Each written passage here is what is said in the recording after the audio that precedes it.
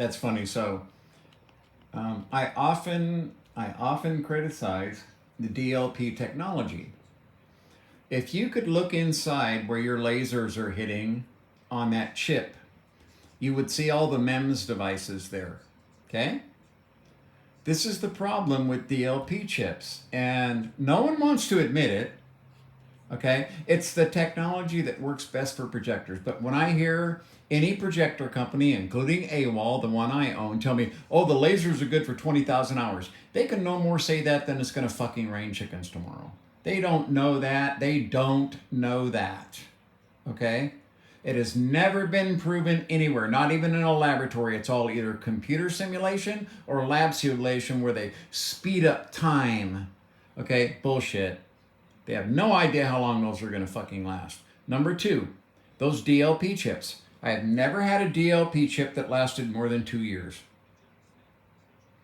Not a single DLP chip that I've ever used lasted more than 2 years. This is the problem, okay? If you could see the surface of that chip, it has all these little mirrors that are moving up to 20,000 times or up to 2,000 times a second. 2,000 times a second, these mirrors are changing shape. The only reason they don't just blow fucking apart is because there's so little mass there. They're not fighting against inertia. They have no idea.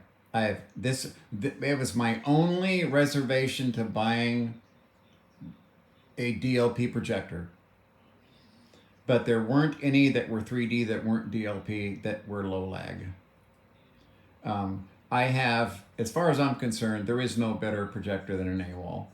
You could just chuck all the others out the window. It's not even a close fucking competition. Not even close, okay? And the more that I compare, the more I understand I made the right decision. Even with all the little quirks and shit that I hate about it, it's unbeatable. But they have no fucking idea how long those DLP chips are going to last. Okay? We'll find out when DLP mirrors start to fail and you start to see individual white pixels on your screen. And this is what happens. Once they start to fail, they fail rapidly. They fail rapidly. Okay? One day it's 1, and then a month later it's 100, until it's unwatchable and you have to have your chip replaced.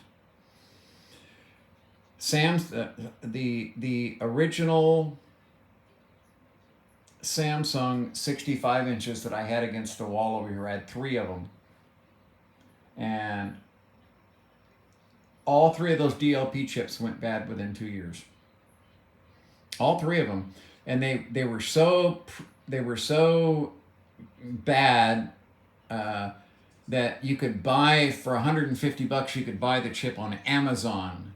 There were so many people were making aftermarket ones because they were just so fucking unreliable that you could actually buy the replacement part on Amazon for your Samsung 3D TV, the DLP chip.